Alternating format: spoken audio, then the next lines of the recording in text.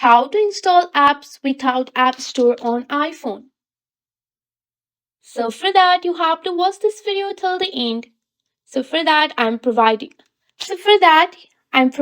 you the step-by-step guidelines and you have to watch this video till the end.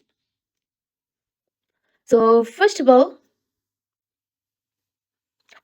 you have to navigate to your setting. So once you are on your setting of your iPhone, you have to just go for your Wi-Fi and here you have to turn on your Wi-Fi here. And if your Wi-Fi is not turned on, you can turn on your mobile data and here you have to properly connect it to your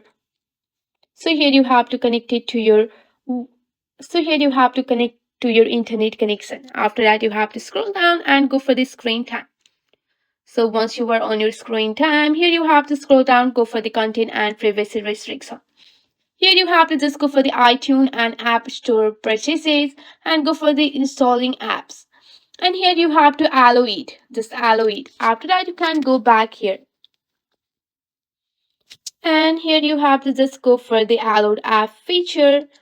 And here you have to turn on Safari. After turning on Safari, you can go back and go for your Safari here. And here you have to open up your Safari.